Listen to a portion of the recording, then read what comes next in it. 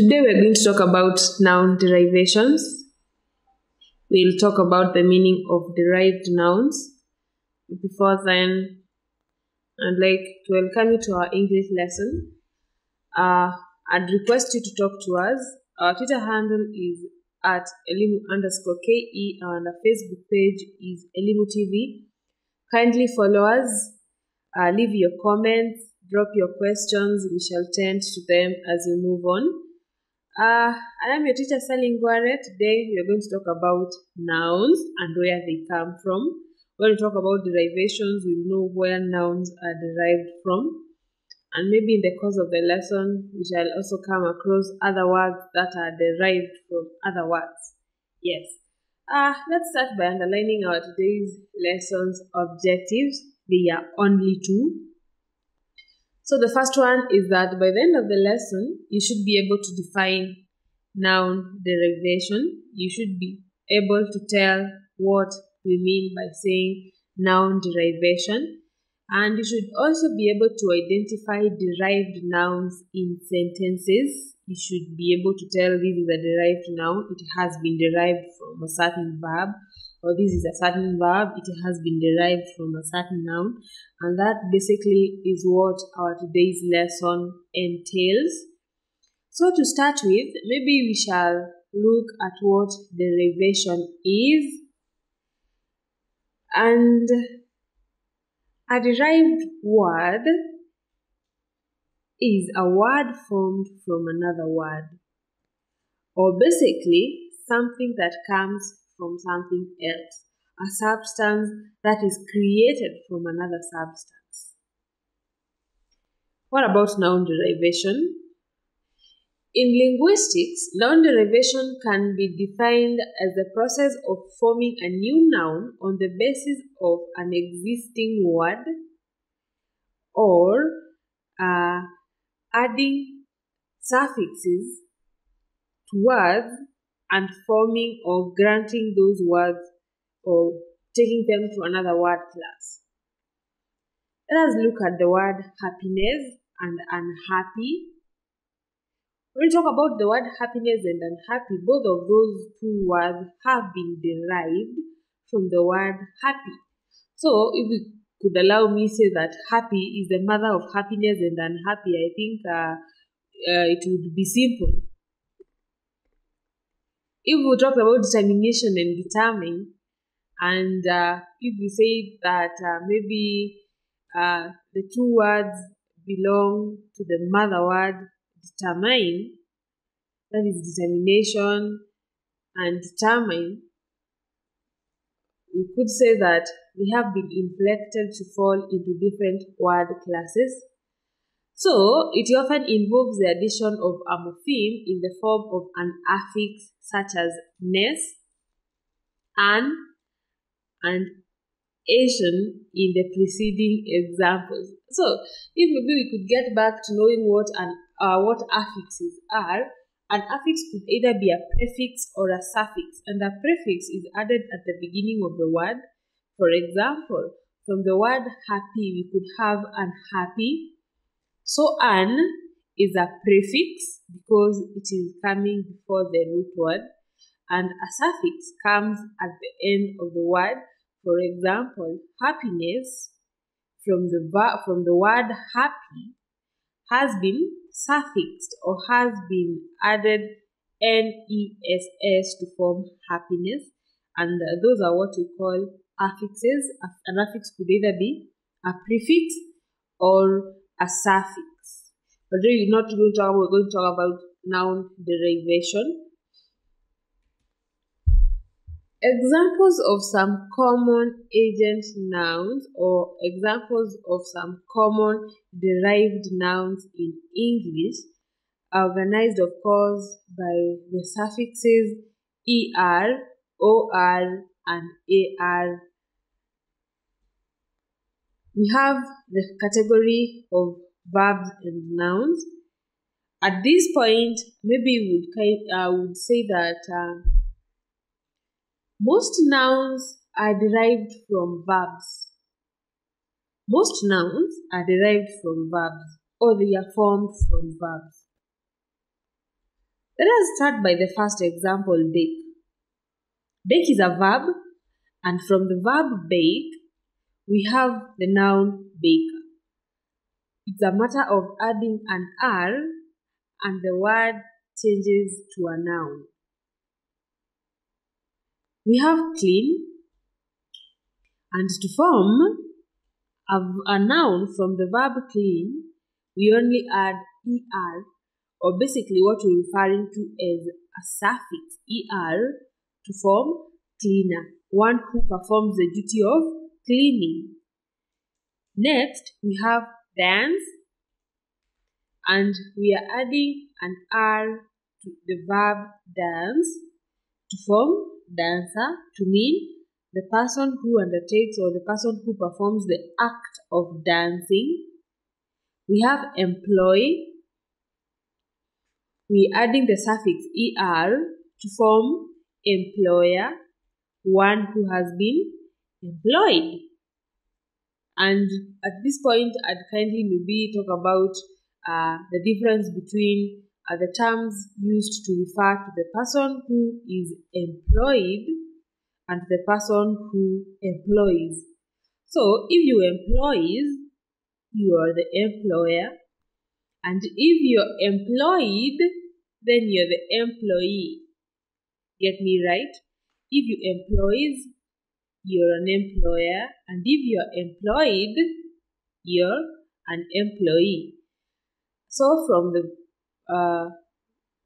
verb employ, we could have employer, and if we wanted, we could add the noun employee and still make sense, because both of those two words are derived from the verb employ.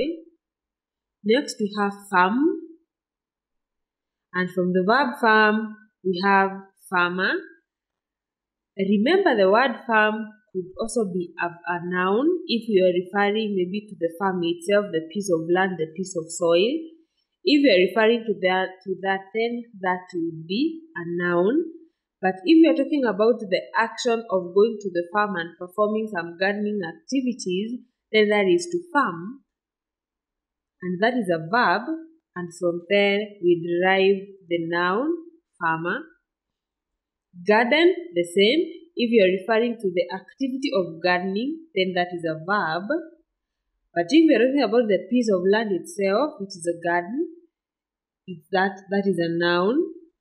And the noun derived from garden here is gardener.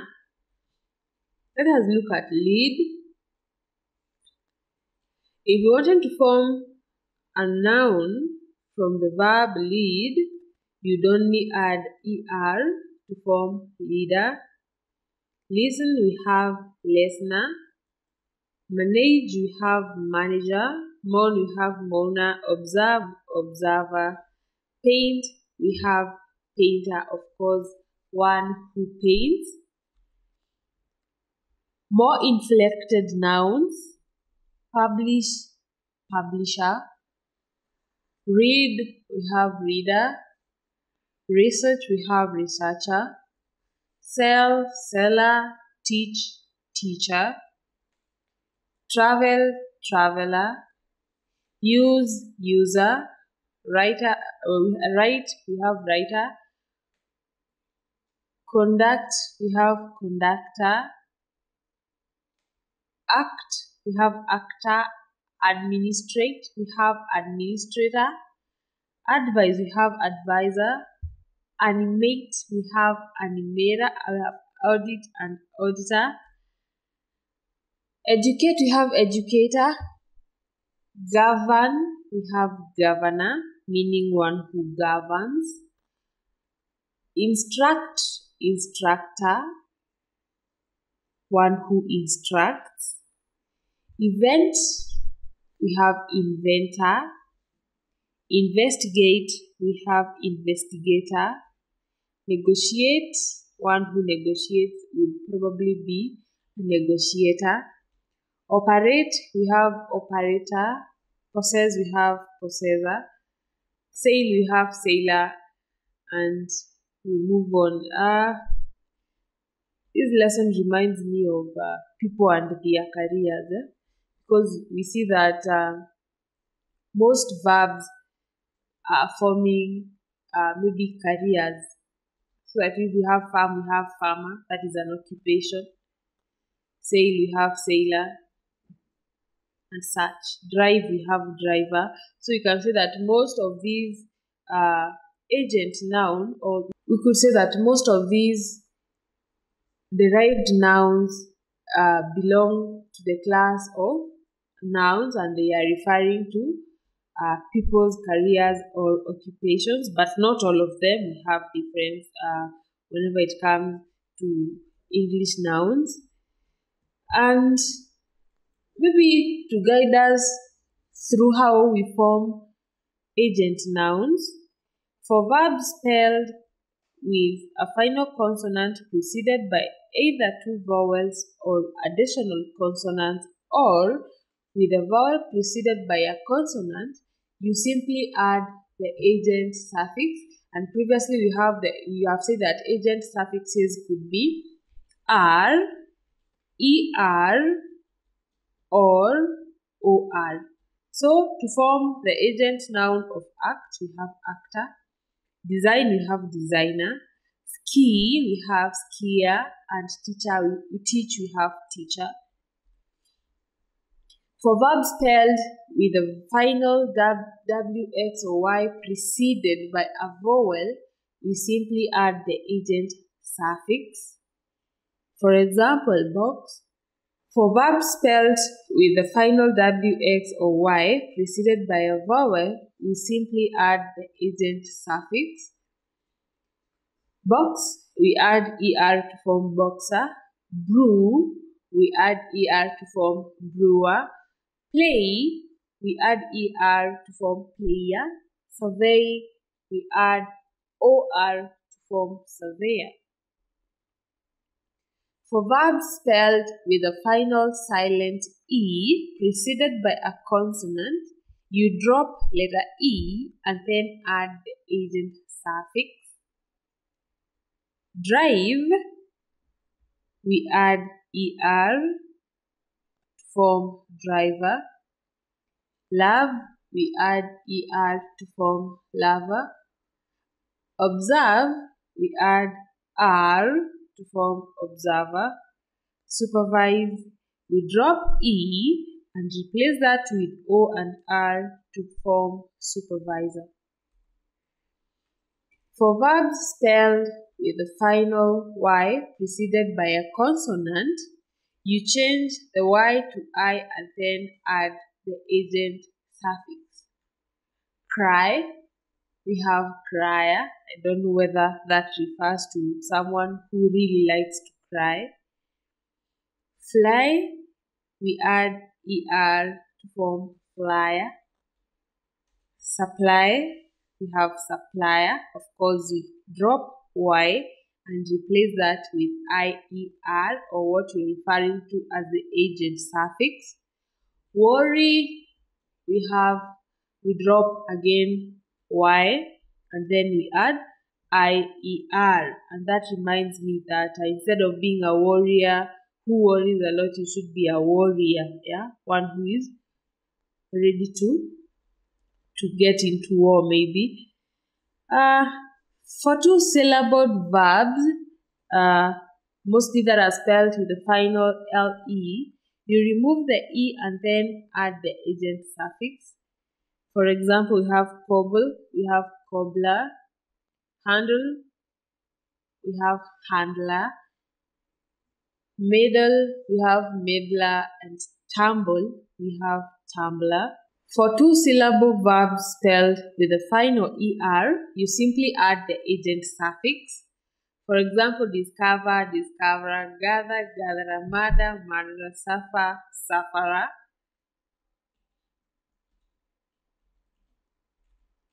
For one-syllable verbs that end in a single vowel followed by a single consonant other than W, X, or Y, you double the final consonant and then add the agent suffix.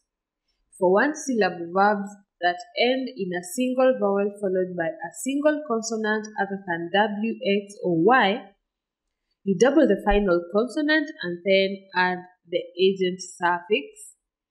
Beg, we double G, we add the suffix AR to form beggar.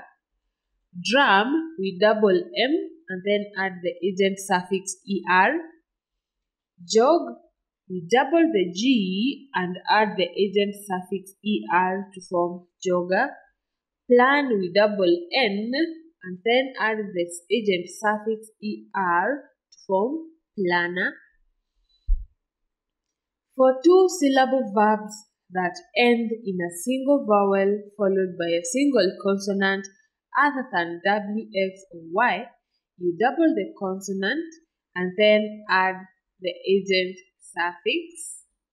This is not much different from what we've looked at in the previous slide. So in begin, we double N and then we add the suffix ER to form beginner. Format, we double T and then we add ER, of course, to form formatter. For verbs that end with the letter C, you add the letter K after C and then the agent suffix. For verbs that end with the letter C and the letter K after the C and then add the agent suffix. Frolic, we add KER to form frolicker. Mimic, mimicker. Panic, panicker. Traffic, traffic. That brings us to the end of our today's lesson. I'd still request you to contact us. Drop your questions, drop your comment on Facebook. Our Facebook page is Elimu TV. Or you can follow us on Twitter. Our Twitter handle is at Elimu_KE. I have been your teacher, Sally. Till next time, keep it Elimu TV, where you watch and learn.